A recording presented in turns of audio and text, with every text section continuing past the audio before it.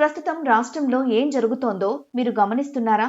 10 ఏళ్ల పాటు తెలంగాణను కంటికి రెప్పలా కాపాడుకున్న కేసీఆర్ గారిపై నేడు కాంగ్రెస్ ప్రభుత్వం చేస్తున్న సిట్ విచారణల వెనుక ఉన్న అసలు రంగు బయటపడింది.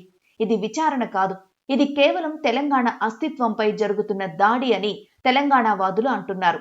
సరిగ్గా ఎన్నికలు వస్తున్నాయి అనగానే ఈ కేసులు, ఈ విచారణలు ఎందుకు తెరపైకొస్తున్నాయి?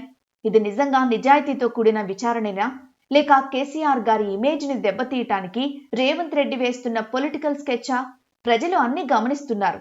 ఇది పక్కా రాజకీయ కక్ష సాధింపు చర్య అని అర్థమవుతోంది. కాంగ్రెస్ ప్రకటించిన 6 గ్యారంటీలు ఏమయ్యాయి? రైతు బంధు ఎక్కడికి పోయింది? నిరుద్యోగులకు ఇచ్చిన మాటలేమయ్యాయి?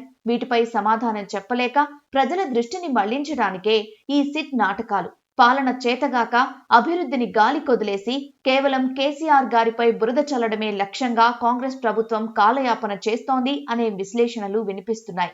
కేసీఆర్ అంటే కేవలం ఒక పేరు కాదు, ఒక చరిత్ర, ఒక ఆశయం.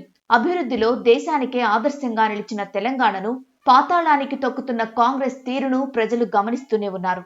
కక్షపూరిత రాజకీయాలు చేస్తున్న రేవంత్ రెడ్డికి వచ్చే ఎన్నికల్లో ప్రజలు ఓటుతోనే బుద్ధి చెప్పడం ఖాయమంటున్నారు. ఈ పరిణామాలపై బీఆర్ఎస్ నాయకులు పోరాటానికి సిద్ధమవుతున్నారు. తెలంగాణ ప్రజలారా, మన రాష్ట్రాన్ని కాపాడుకున్న నాయకుడికి అండగా నిలుద్దాం. అక్రమ కేసులను, అన్యాయపు కుట్రలను తిప్పికొడదాం. తెలంగాణ ఆత్మవిశ్వాసాన్ని మళ్లీ గెలుచుకుందాం అంటూ నినాదాలు చేస్తున్నారు.